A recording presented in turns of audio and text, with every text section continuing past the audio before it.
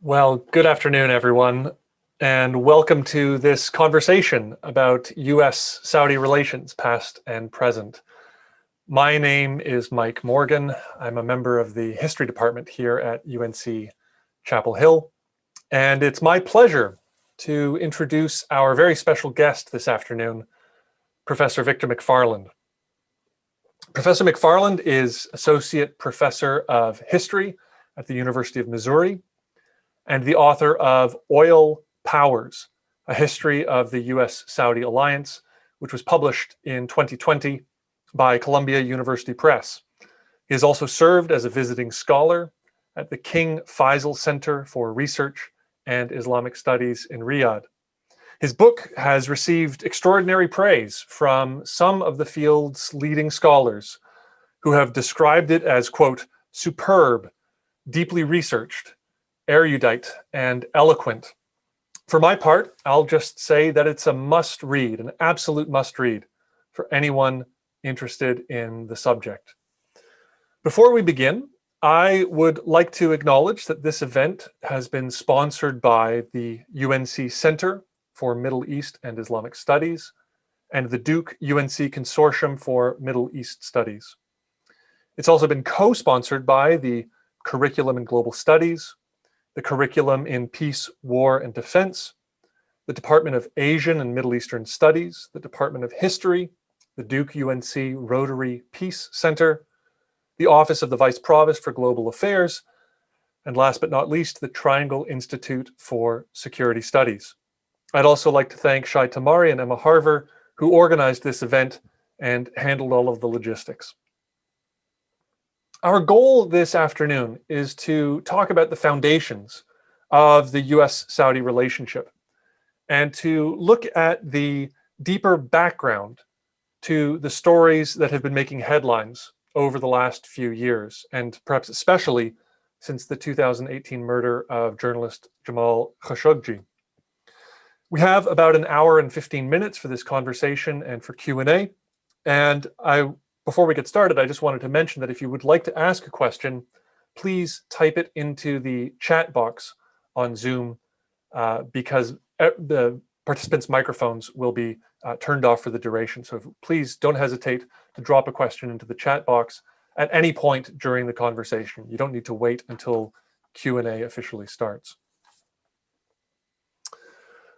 So, Victor, to start things off and to give us some context for this discussion, I wonder if you could tell us a little bit about the history of the US-Saudi relationship. It's striking that these two countries are very different in some important ways, and yet they've developed very close ties over the years. So why did the alliance start in the first place? And why have these two countries grown so close? Yeah, well, I'd like to start by thanking the UNC Center for Middle East and Islamic Studies and the Duke UNC Consortium for Middle East Studies for sponsoring this event, and Shai and Emma for organizing it. It's really great to be here. And I'd like to thank Mike for that very kind introduction. Mike is a leading historian of international diplomacy. He's written the definitive book on the Helsinki Accords, and he's my friend. So it's great to be here with you today, Mike. In answer to your question, that's absolutely right, that this US-Saudi relationship has puzzled a lot of observers over the years, and that these two countries seem to be very different and to have very different values. And yet they have forged a quite close diplomatic and economic and military relationship. We can trace that back to the 1920s and the 30s with the emergence of Saudi Arabia as a kingdom. It's actually a much younger country than I think a lot of folks might imagine. It wasn't officially founded as a kingdom until the early 1930s. And at the beginning, the US-Saudi relationship was about commercial ties.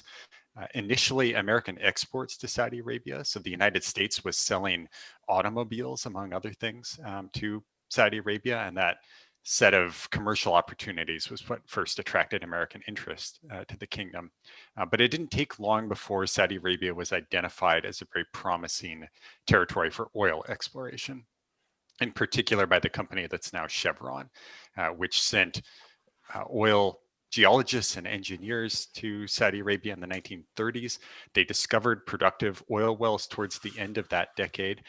And over the next few decades, the Saudi oil fields became, they were discovered to be the largest oil fields in the world.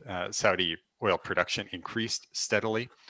At least at first, that relationship remained mostly confined to the commercial realm, in that there were closer ties between the American oil companies and Saudi Arabia than there were between the US government and Saudi Arabia. But the relationship became a lot closer during the 1970s, based in large part on the skyrocketing price of oil during that period, and Saudi Arabia's emergence as the world's most important oil exporter, but also on a whole set of political and military goals that US and Saudi leaders believed that they had in common. Support for anti-communist groups across the greater Middle East, Saudi Arabia buying US arms, investing much of its surplus oil revenue in American financial markets, and so forth. Their common enemy at first was the Soviet Union and its proxies in the Middle East, and later on that became revolutionary Iran after 1979. But I should also mention that there was resistance to that relationship from the very beginning. In my book, I call it an alliance, and I should note it's not officially an alliance. The United States and Saudi Arabia don't have an official treaty relationship. It's not like NATO. So there are plenty of folks in both countries who would object to that term. I think it's a de facto alliance, and that the United States has made it clear, at least since the late 70s, that it would come to Saudi Arabia's aid in the event of a military threat. But both countries have always been reluctant to use that term and to formalize their relationship, in large part because there was such extensive resistance in both countries to that alliance. There was always a lot of criticism from many Saudis of the United States and the Saudi relationship with the United States. And on the other side, in the US, there's been intense criticism of the Saudi monarchy for a long time, going back essentially to the beginning of the relationship. Attacks on the Saudi monarchy as anti-Zionist or anti-Semitic, as autocratic, crushing its local labor movements, suppressing free speech, and so forth. So to that extent, the criticism that Saudi Arabia has taken for the assassination of Jamal Khashoggi and for its repression of women's rights activists and so forth, which have been very prominent in some circles in the US over the last few years, that's in line with the way this relationship has played out over a long time. It's always been much stronger at the elite level, with ties between the national leadership and the defense establishments in both countries than it has been at the popular level. You've just laid out a series of compelling reasons for the relationship, commercial ties, geopolitical interests that they share.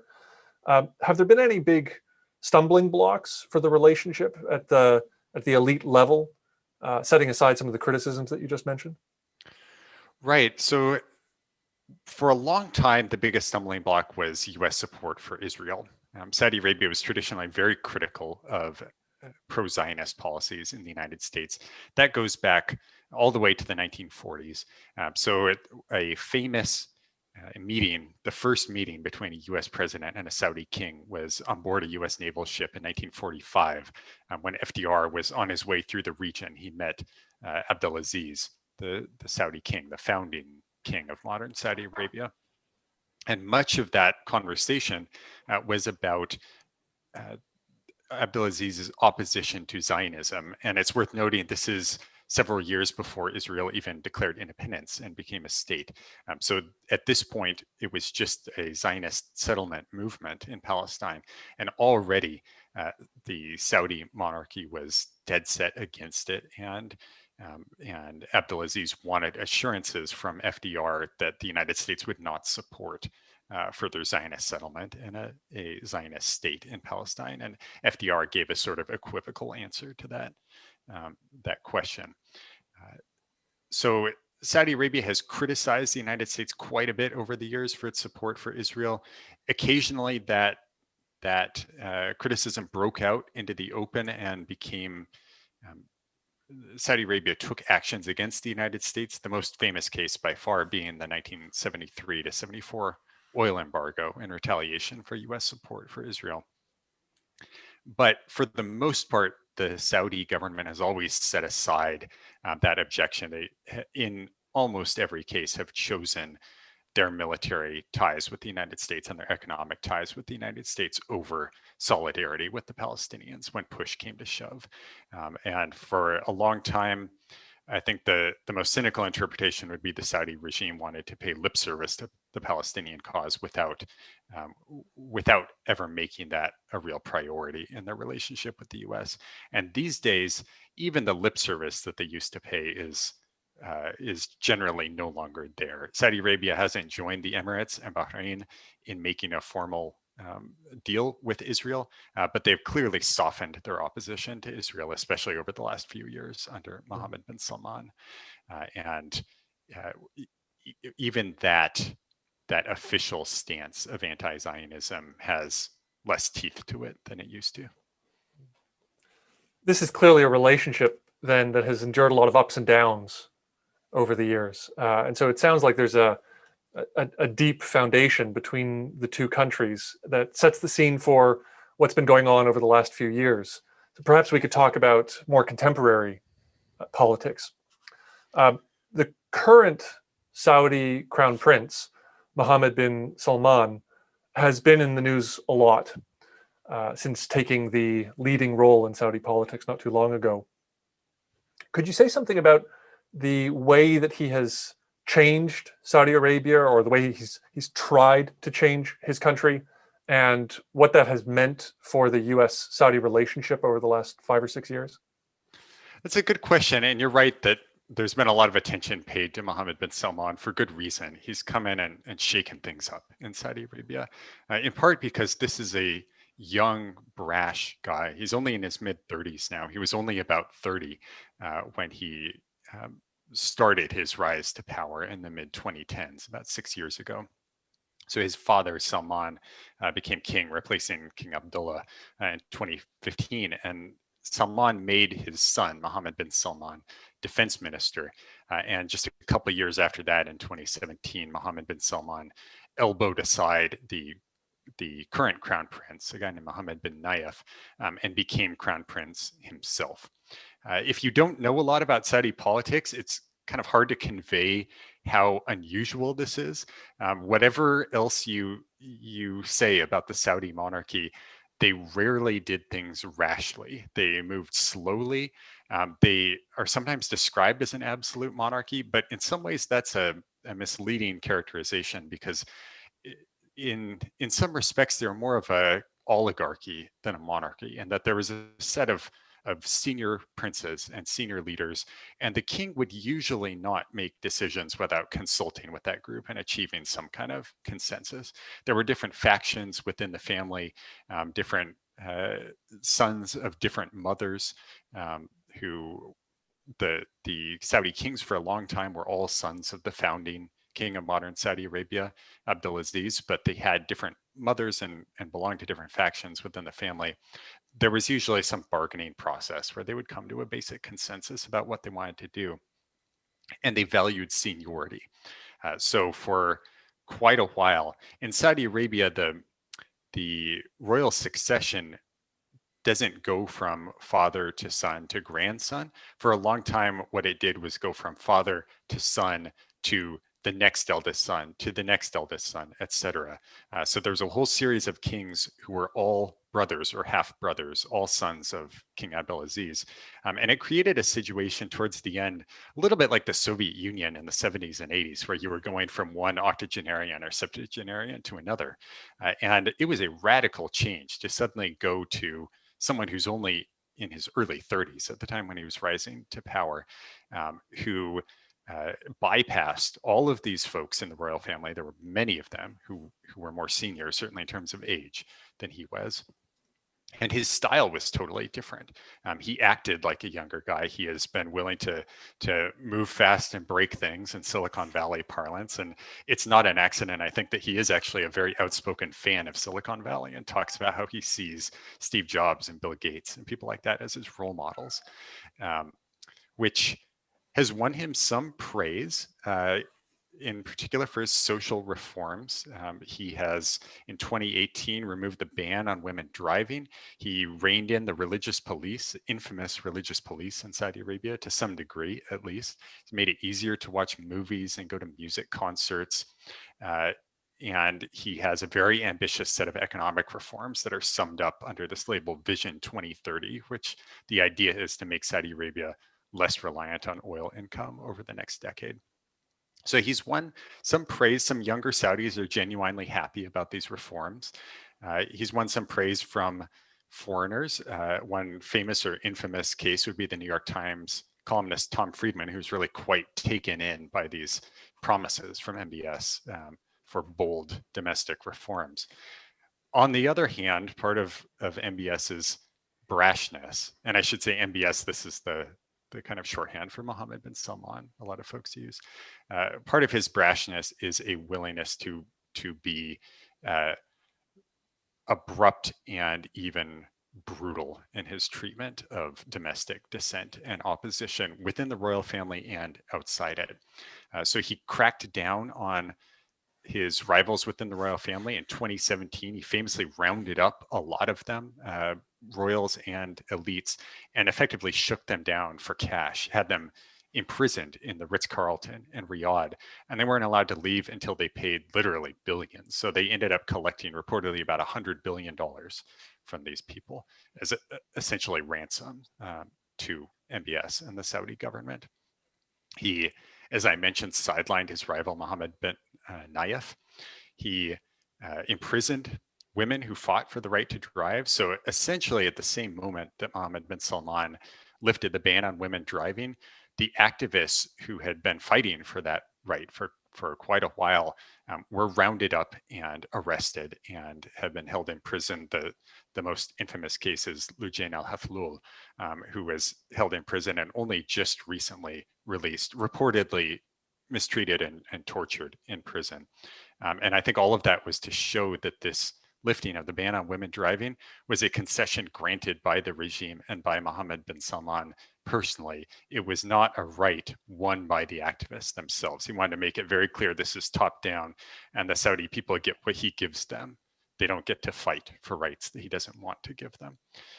And then in foreign policy, he's taken some very brash and, in my view, in the view of a lot of critics, reckless and destructive moves. Launching a war in Yemen in 2015, including a bombing campaign that's killed thousands of civilians and contributed to one of the worst humanitarian disasters in the world today. Blockading the small Persian Gulf nation of Qatar in 2017, and that blockade was only recently lifted. Kidnapping the Lebanese prime minister in a bizarre episode, inviting him to Saudi Arabia for talks and then effectively kidnapping him and forcing him to resign. He flew back to Beirut later and reversed his resignation. But that was a typical MBS move in that he seems to believe that just by moving very fast, by not obeying political niceties and diplomatic niceties, he can make things happen, and he isn't bound by the constraints that bound other Saudi leaders. And that's led him to do some very risky and I think destructive things. Would you say on all of those points that MBS is operating within the tradition of Saudi politics and foreign policy, or does he represent a real departure from those traditions? It's an interesting question, and I think the answer is both. It's yes and no. So some of the things that MBS has promised, like these economic reforms, they are very familiar. If you know Saudi history, you can actually go back to the 1950s and King Saud, the king all the way back then, the first one to replace Abdulaziz, was already saying, we're too dependent on oil revenue. We're going to diversify our economy. We've got big plans for building new industries and so forth. We'll have a new Saudi Arabia that's not just an oil state. And every Saudi king since then has promised exactly the same thing. And they have made, at most, quite limited progress in doing that. it's a little bit like for a long time, every American president promised energy independence and importing no more Saudi oil. And for a long time, it didn't happen. Now it's kind of happened. At least the United States is much closer to that than it used to be. But it was one of those kind of shibboleths that every leader would have to say. They would make the same promise over and over. So I think some of the praise that Mohammed bin Salman has gotten from people like Tom Friedman for being willing to say the oil won't last forever, or there won't be a market for the oil forever. Look at Tesla and their electric cars. We've got to figure out some other thing to do. The Saudi economy will be based on something else in the future. He's saying the same thing that every Saudi king and crown prince has said for a long time. His repression of domestic dissent, suppression of free speech, etc., those are traditions of the Saudi regime. They've been autocratic since the beginning. Even their targeting of dissidents who went abroad, and we haven't talked about the most infamous case of all yet, although you mentioned it at the beginning of the talk, the assassination of Jamal Khashoggi, the dissident journalist. There was some precedent for that too. The Saudi regime has targeted Saudi dissidents abroad before Jamal Khashoggi. Where MBS is new, though, is I think he is just much less cautious and much less willing to scale back his ambitions or his instinct to go out and deal with every problem in the most direct, brutal, and violent, if necessary, way. For a long time, whatever criticisms you might make of Saudi Arabia, they did tend to play things safe. Their policies tended to be relatively predictable, and that's changed under MBS. And it's had some real costs for Saudi Arabia and for other countries as well. So I think MBS, to some extent, he does the same things that previous Saudi leaders did, but he does them in more extreme ways, faster, with less consultation, both within Saudi Arabia and outside, and he takes more risks in doing them. How has the American government responded to these various moves by MBS? Under Trump, I guess I'll leave Obama aside, given that only the very beginning of MBS's rise occurred under Obama, and I'm not sure at the time they appreciated quite how different he would be, and he hadn't yet become crown prince at that point, so he wasn't really in charge the same way he is now. Under Trump, the focus of US policy towards Saudi Arabia was very much on the economic benefits, the strategic benefits to some degree, but especially the economic benefits of a relationship with Saudi Arabia. So Trump made Riyadh his first stop on his first overseas trip as president in May 2017. If you remember the famous or infamous photo of the glowing orb that Trump and Sisi, the Egyptian president, and King Salman put their hands on, that's from the Riyadh summit in May 2017. He invited Mohammed bin Salman to the Oval Office in 2018. Jared Kushner developed a close personal relationship with Mohammed bin Salman. They're roughly of the same generation and seem to see themselves in similar ways as people who were willing to upset the apple cart a little bit to get things done within government, and they would cut through red tape and so forth. And in maintaining this US relationship with Saudi Arabia, continuing to sell weapons to them, even as those weapons were being used to kill civilians in Yemen and so forth, Trump's defense of the relationship was consistently about the economic benefits. And maybe the most direct demonstration of that was when Trump met MBS in the Oval Office in May 2018. He held up a poster board with the literal dollar figures of the different weapons sales that the United States was making to Saudi Arabia, saying, this is why we have a relationship with these people. At a different point, Trump said, and I'm paraphrasing here, but the quotation was something like, they have nothing but money, they have nothing but cash, and they pay us. That's his defense of the relationship. So he was quite direct about saying this is a transactional thing. There was intense congressional criticism of that approach, and Congress voted to rein in American support for the Saudi-led war in Yemen. I should mention Saudi Arabia is not the only country that has intervened in Yemen. So the United Arab Emirates is part of that intervention too. And at least to some extent, the exact extent is debatable. Iran has given some support to the other side in that war, to the Houthi side. But the air campaign has been led by Saudi Arabia. It's had a very heavy civilian toll. Congress was quite critical of that, and they voted to rein in American support for that war, and Trump vetoed it. If I remember right, that was only his second veto that he issued as president, was a veto to protect the U.S. Saudi military and commercial relationship from congressional criticism.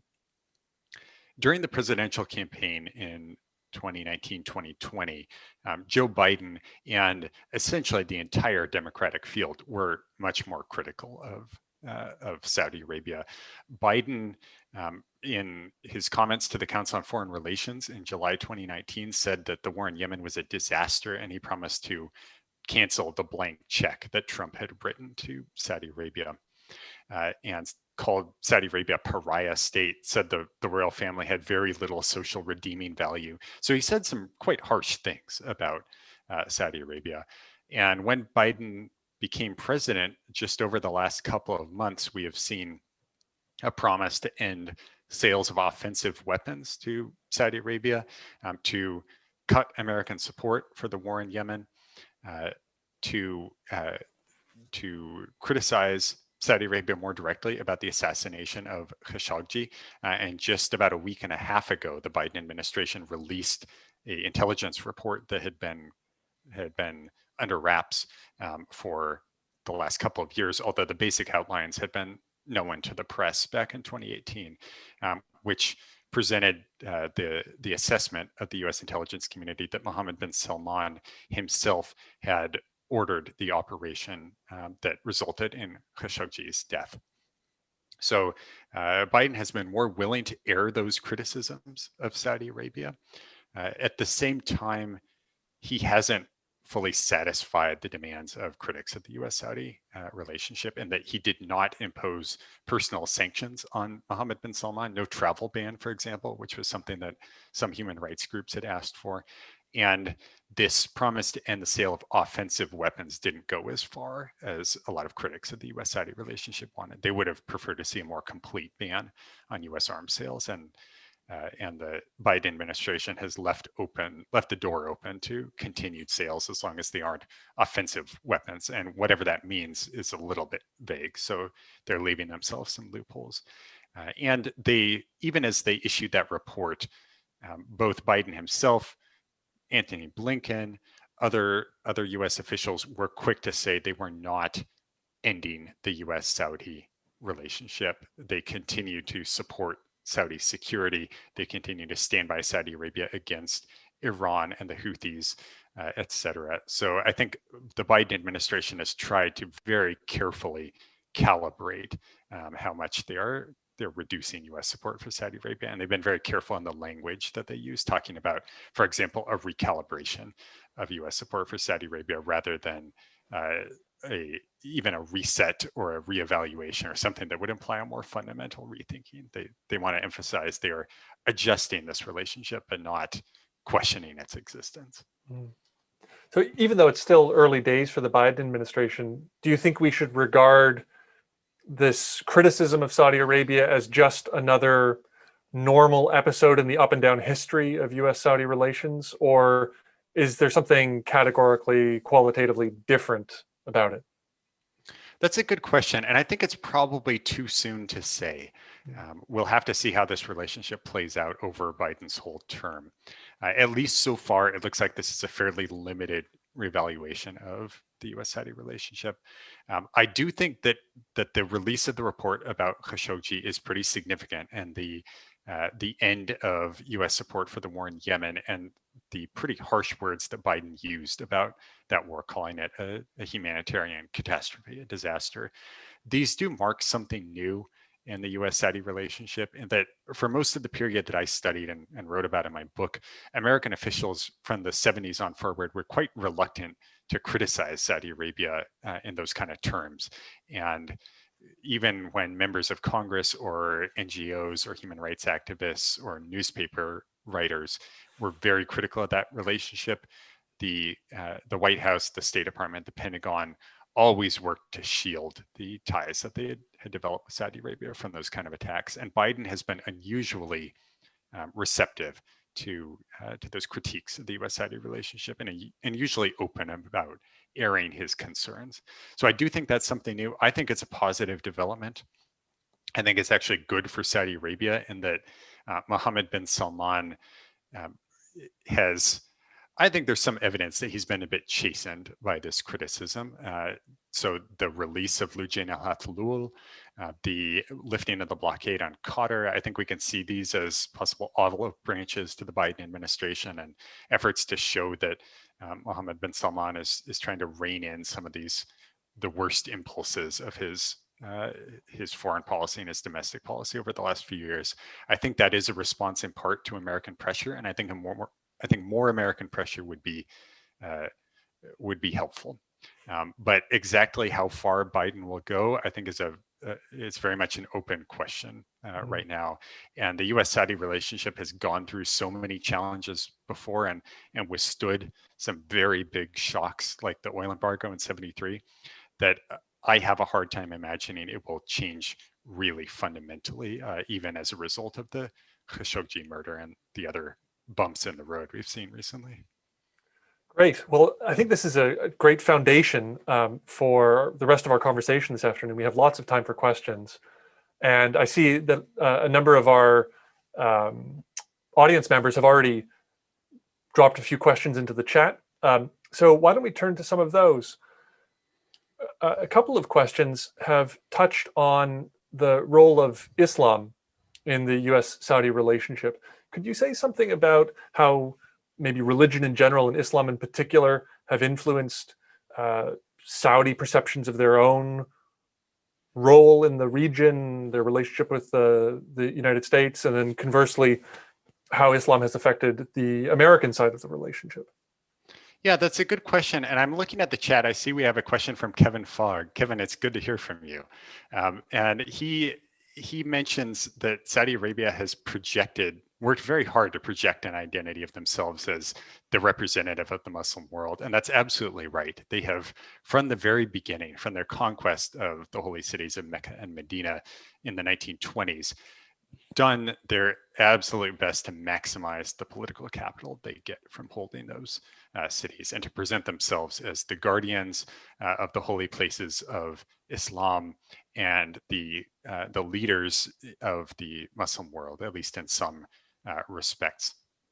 They've done that in part, I think, for very hard-headed political reasons, that Saudi Arabia, especially in those days, in the 20s and 30s, was a very weak country by any conventional measure of power, very limited military power, very limited economy, one of the less developed, poorer countries of the Middle East at that time.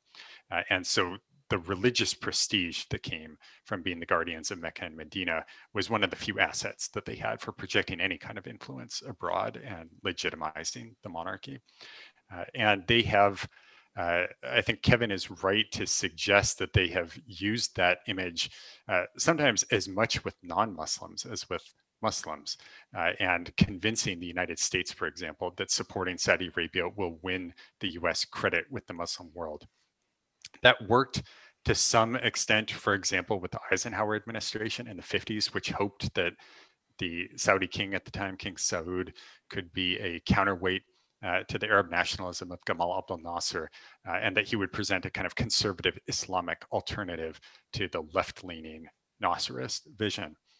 And so that fear of damaging ties with the Muslim world and the hope that Saudi Arabia could help America's image in the Muslim world, I think that has influenced American policy. The late 70s would be another example of that, where the United States sought to mobilize, to use Saudi support to mobilize Muslim resistance to the Soviet Union and Soviet proxies in Afghanistan and elsewhere. I think that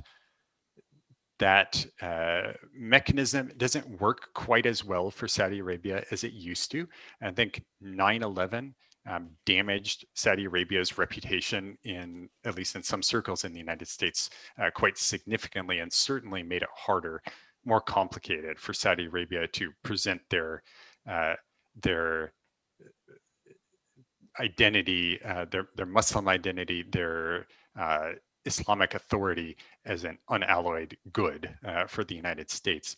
And I also think with the end of the Cold War, the hope that Islam would be a counterweight to the left just held less appeal for the United States. So I think that factor probably functions a little bit less now than it used to. But historically, that was quite a significant feature of U.S.-Saudi relations. You mentioned 9/11. Do we know anything about how the Saudi royal family thought about 9/11, or thought about all of the events that followed in the Middle East, the invasion of Afghanistan, the invasion of Iraq, and so forth? Yeah, this is the million-dollar question, right? What is the relationship between Saudi Arabia and 9/11? And you get a lot of answers, including pretty widespread belief in the United States after 9/11 that the Saudi royal family was directly implicated in the 9/11 attacks. I find every time I teach my class on U.S. Middle East relations, I find many of my students believe this, that the Saudi government was somehow directly involved in 9/11. They get this kind of thing from films like Fahrenheit 9/11, or I think from YouTube videos and chatter on the internet. And polls show that quite a lot of Americans expressed distrust towards Saudi Arabia after 9/11. I should say, of course, that there is zero solid evidence that the top leadership of Saudi Arabia had anything to do with the attacks, and it wouldn't make any sense that they did, given that one of Al-Qaeda's main goals was to overthrow the Saudi monarchy. And if anything, many members of Al-Qaeda believed that the attack on the United States was just one part of a strategy, that the main goal was to bring about Islamic government in Saudi Arabia and other parts of the Muslim world. So that is not a credible argument. At the same time, there is irrefutable evidence that Saudi individuals, of course, were involved in 9/11. Of course, Osama bin Laden and many of the hijackers were Saudi, and Al-Qaeda raised funds from some Saudi individuals and so forth. And talking about how the Saudi royal family viewed 9/11 is sort of a complicated question, given that the royal family is literally thousands and thousands of people. It's a very large group. And so we can't say that the Saudi royal family had any one view on 9/11 the same way that we can't say, for example, the bin Laden family had any one view on 9/11. Osama bin Laden masterminded the attacks, but he had many relatives who had nothing to do with it and were horrified by the attacks. Now, in terms of how the Saudi government viewed 9/11 and how it impacted U.S.-Saudi relations, I think it did. The 9/11 attacks they exacerbated pre-existing distrust and resentment by some Americans against Saudi Arabia, and suspicion that Saudi Arabia was involved in international terrorism. But at the elite level, as usual, 9/11 did not end the U.S.-Saudi relationship, and in some ways even made that relationship closer, in that the Saudi government offered cooperation on counterterrorism to the United States. That cooperation became very important in the years after 9/11, especially after a couple of years after the attacks. Al-Qaeda carried out a series of terrorist operations within Saudi Arabia, which really convinced the Saudi government to put a higher priority on cracking down on this organization. So that brought the US and the Saudi security establishments closer.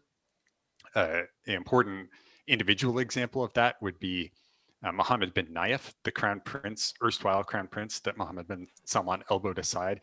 He was effectively the counterterrorism head in Saudi Arabia and developed very close personal ties with the CIA and the American national security establishment. So 9/11 strengthened those connections, and that's one of the things that I think has protected Saudi Arabia over the last few years against the congressional backlash to the murder of Khashoggi, the imprisonment of Loujain al-Hathloul, etc.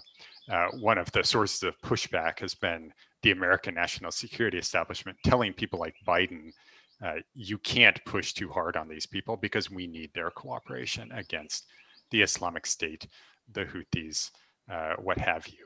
And at least according to press reports, like if you read the New York Times reports about Biden's decisions, they will say one of the reasons why Biden did not put personal sanctions on Mohammed bin Salman was that his national security people told him that security relationship had to be preserved. So that is in part a result of 9/11. Mm-hmm. Do we know, and I'm just touching on one of the questions in the chat here, do we know much about how exactly MBS managed to seize the title of Crown Prince and elbow aside MBN? Yeah, that's a good question. And I wish that we knew more for certain about this. What goes on in the Saudi royal family is quite murky and has been for a long time. It's a subject of intense interest to the American government, but even the CIA and the National Security Agency and the president often know surprisingly little about what goes on behind closed doors. The Saudi monarchy is a family firm and they keep things in the family. I can tell you what some of the reports are, which are that Mohammed bin Nayef was injured by an attack on him by a Al-Qaeda operative whose surrender he agreed to receive personally. And this operative had had a bomb surgically implanted inside him and detonated it when he was in the room with Mohammed bin Nayef. Officially, the report was that MBN was very lightly wounded by that attack. But the rumors, and these may be rumors spread by Mohammed bin Salman and his camp, were that MBN was more badly wounded than admitted at the time, that he was on medication, opioids, or something of that sort, painkillers, and never fully recovered his faculties. And that for the good of the country, Mohammed bin Salman had to take his place and provide more energetic leadership. So at the very least, that provided a narrative that MBS used to justify elbowing aside Mohammed bin Nayef. But ultimately, how could he elbow him aside is because his father was king, is the answer. And the Saudi royal family works in sort of mysterious ways, but ultimately the source of power is always the king. And since Salman decided his son would be king, even though that went against the tradition of the previous several decades, even though there were some factions of the family that were undoubtedly disturbed by that decision, but Salman wanted it. And at the end of the day, that was what mattered. Mm. How have average Saudi citizens reacted to the rise of MBS? Yeah, again, a good question and one that's impossible to know. Saudi Arabia does not have a robust tradition of public polling, especially about do you support the government or not. So this is a problem that political scientists who work on authoritarian regimes have a hard time studying, and they've got different ways about trying to figure out their way around this in Saudi Arabia and Egypt or what have you, but they're all ultimately imperfect ways of trying to estimate public opinion. There is some evidence that Mohammed bin Salman has considerable support among younger Saudis. It probably helps that he is himself of a younger generation. They were used to seeing people in their 70s and 80s controlling their country, people who grew up at a time when Saudi Arabia was a totally different place. And so for Mohammed bin Salman to come in, he's a fresh face, different style of leadership. That does seem to have won him some support among younger Saudis and people who believed things really needed to be shaken up and the Saudi economy was not working the way it should. I think there's some evidence that younger people are happy about the way that he's brought movie theaters to Saudi Arabia and music concerts and made social life a little bit more open. On the other side, of course, the human rights activist community, the political dissidents have suffered a crackdown that's worse under Mohammed bin Salman than any of the previous rulers. So which of those views approximates the views of the majority of the Saudi people? It's really hard to say. I think it's probably safest to just say there's a range of views and the Saudi government prevents us from knowing what the true majority opinion is. Does public opinion actually have any impact on Saudi policies or Saudi politics? I think so. Yeah, even authoritarian regimes do worry about public opinion. And certainly after the Arab Spring, I think the Saudi regime and all the other authoritarian regimes of the Middle East were put on notice that you can't let too much public opposition build up, and it might boil over in a very quick and surprising way. So after after the Arab Spring, the Saudi regime, among other things, distributed large cash payments to a lot of people in Saudi Arabia. And it's hard to interpret that as any way other than they were genuinely concerned about public opinion. And they thought they needed to literally buy the support of the Saudi people. So they do worry about it. I think that's part of the explanation of some of MBS's moves, that he wants to do things that will be popular and will shore up his image as a reformer. And other evidence that they do care about public opinion is that they work so hard to control free expression. Mohammed bin Salman and for a while, one of his lieutenants, a guy named Saud al-Qahtani, have a whole internet troll operation, including thousands and thousands of Twitter bots, but also fans that they mobilize and employees who gang up on critics on Twitter, including American critics, and they're very concerned about controlling the narrative online, what's being said in Saudi Arabia, and controlling the social media space. So I think absolutely they place a high priority on having public support, or at least making sure that there isn't openly expressed public opposition. We've just received a question about the standard of living in Saudi Arabia. Given all of MBS's promises about economic development and so on, has the standard of living for average Saudi citizens actually increased? Yeah, that's a good question. MBS has taken some steps to liberalize some sectors of the Saudi economy. So for a long time, Saudi Arabia very heavily subsidized electricity, gasoline, energy in general, water, and certain other basic necessities. Some of those subsidies have been reduced as part of free market or deficit cutting reforms on MBS's part. So to some extent, I think you can see MBS as a little bit like, say, a Deng Xiaoping or someone like that, who is willing to liberalize the economy while keeping a firm grip on political control. And I think to a certain extent, Mohammed bin Salman might see someone like Xi Jinping as a role model. His goal is a economically reformed, economically vibrant place, engaging with the world economy, no longer dependent on the export of a single commodity, and yet firmly under the control of an authoritarian regime, and mobilizing all of the tools of modern technology to strengthen that control. So the standard of living, I think MBS has been willing actually to challenge to rethink the social contract that Saudi Arabia had for a long time, which was never threaten people's standard of living, always deliver economic benefits in return for a firm grip on political control. He has been willing to rethink some of those economic policies and to talk about the need for economic reform. And I think has been hoping that in compensation, some social liberalization and some economic benefits from new kinds of economic activity, creating a tourism industry and that sort of thing, will compensate for reducing some of these subsidies that helped buy popular support for a long time. I'd like to turn back to diplomacy and regional diplomacy in particular. We received a question a few minutes ago about the Abraham Accords, which were one of the major diplomatic developments towards the end of the Trump administration. Could you say something about those accords and what they might mean for Saudi Arabia's role in the Middle East and U.S.-Saudi relations? Right. So the big breakthroughs were deals between Bahrain and the United Arab Emirates and Israel. These were the first peace deals of that kind between Israel and any of the Arab countries for years. Still, the majority of the Arab world has not normalized its diplomatic relations with Israel. And so they were a genuinely important breakthrough. These are two relatively small Persian Gulf states, and Bahrain in particular is under quite considerable Saudi influence. So I mentioned the Arab Spring in 2011, 2012, 2010, 2011, 2012, and the government of Bahrain, which is a minority regime that that has faced opposition, in large part Shia opposition for a long time.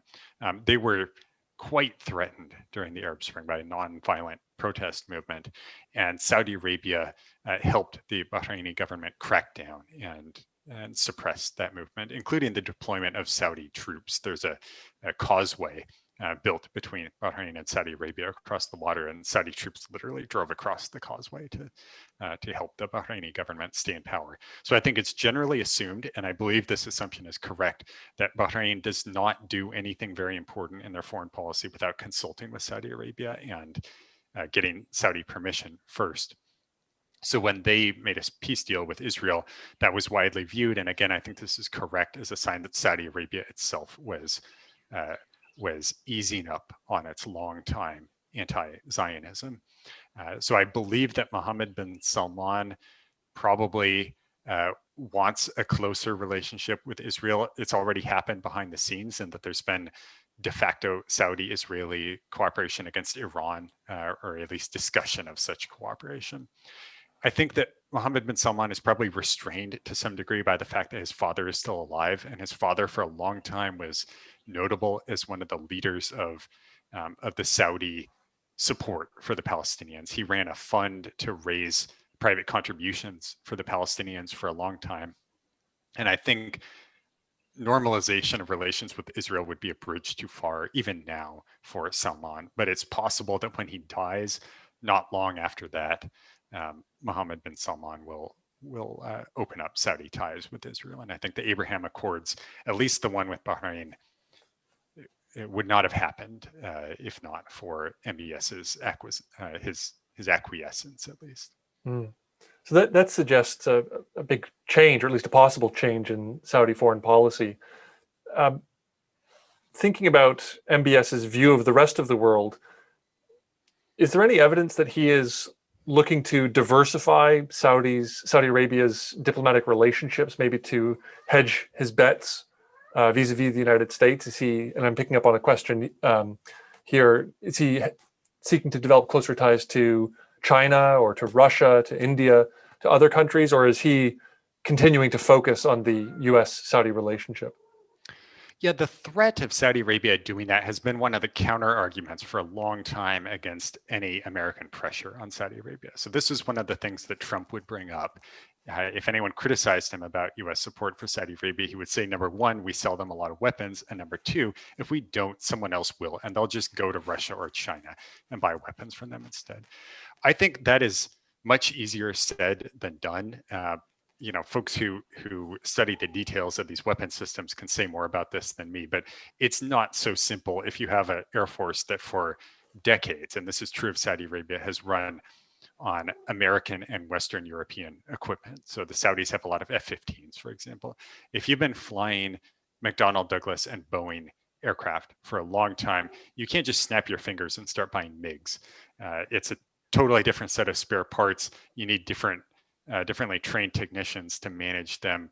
It's a big operation to switch over advanced weapons like that. So the Saudi military is really quite dependent on American aid right now. This is one of the big criticisms of U.S. support for the Saudi-led war in Yemen, is that the United States not only did it sell Saudi Arabia the planes and the bombs that kill civilians in Yemen, but American personnel do a lot of the maintenance on that equipment. The Saudis are not even allowed to operate some of the software on the planes, so there have to be U.S. Air Force or Boeing personnel to enter the codes and operate the software packages and so forth for the weapons to even be armed and some of the targeting equipment to be operational. And they were, in some cases, refueled by American planes and so forth.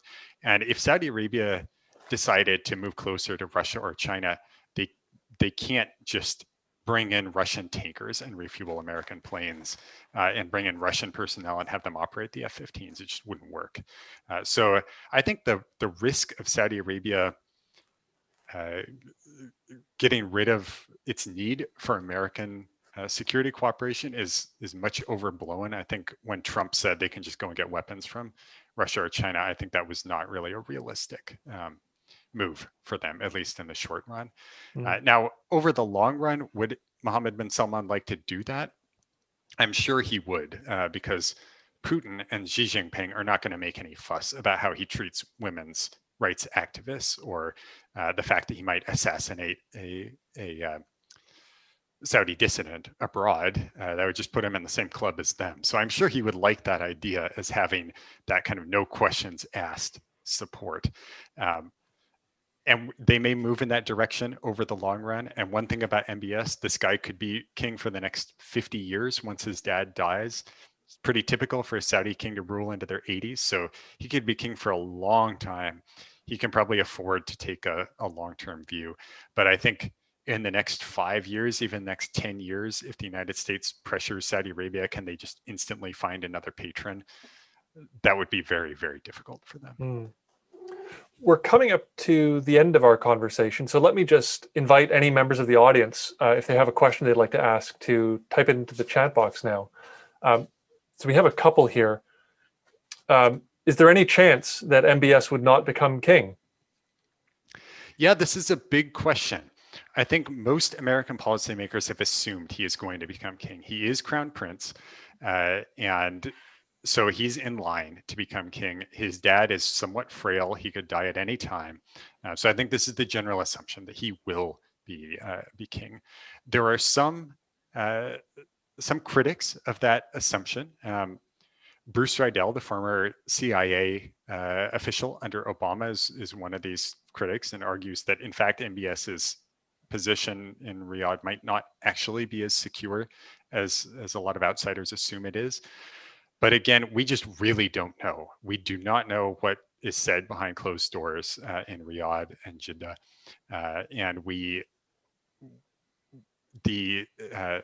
Anyone who opposed MBS would certainly not say so openly in Saudi Arabia. So whatever opposition exists, he has very effectively driven it underground.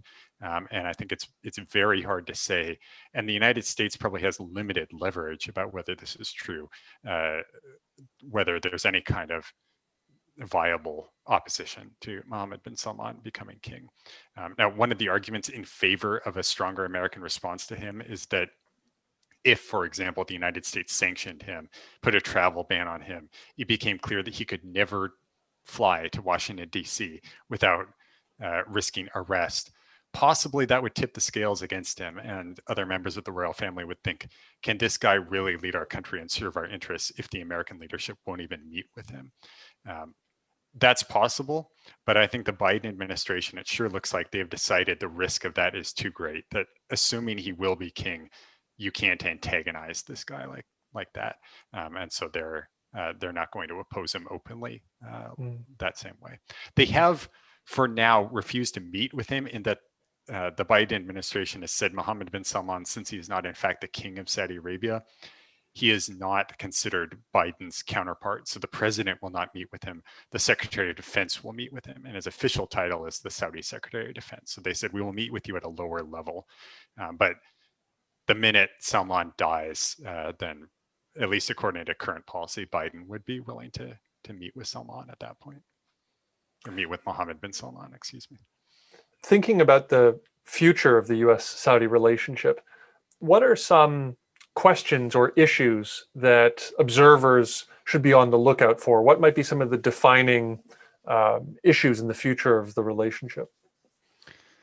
Yeah, well, it'll be very interesting to see how some of the current disputes pan out. So what happens to these sanctions? The United States has sanctioned some members of the kill team and other folks who were directly implicated in Khashoggi's assassination. Will those sanctions be maintained indefinitely?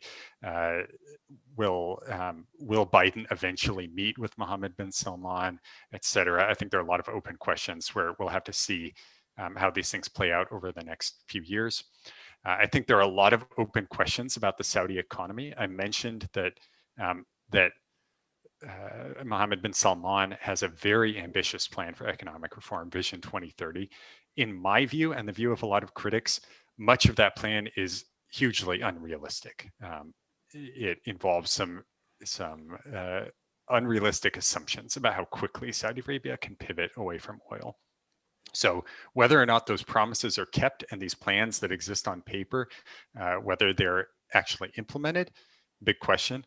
Of course, what happens to oil prices in the future? For now, the Saudi economy depends largely on that question.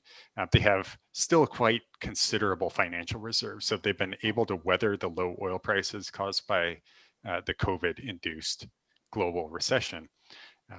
As the global economy recovers, a lot of the freedom of action that Mohammed bin Salman has economically will depend on how quickly oil prices go back up and how Saudi Arabia deals with that economic set of changes. So those are probably some of the big things that I would watch for in the future. Maybe number one, how does the Biden administration move forward after the release of this report about the Khashoggi assassination? Number two, what happens economically in Saudi Arabia and with oil prices? And then maybe I'd add number three, what happens with the Saudi opposition? People like Khashoggi and Lujain al-Hathloul have achieved unusual international visibility as Saudi dissidents. What will they, their families, their associates do in the future? Will there be new Saudi dissidents? What will Mohammed bin Salman do to try to rein them in? Will he deploy the same tactics of harassment and imprisonment and even murder that he's used against dissidents so far? Or has he been chastened by the release of this report about Khashoggi? I think these are some big open questions that are still with us. Well, I think this is a great point for us to wrap things up. So let me say thank you, Victor, for a very stimulating conversation. Thanks for sharing your insights and helping us gain a deeper understanding of this very complicated and deep relationship between the two countries. Let me say thank you as well to the members of our audience. Thanks so much for your engagement and for your fantastic questions. That's it for our event this afternoon. Thanks to all of you for coming, and thanks again to Victor. Please join me in offering him a virtual round of applause. Thank you so much, Mike, and thank you for having me, to all the folks at UNC and those of you in the audience. Thanks for joining us. Thanks, everyone.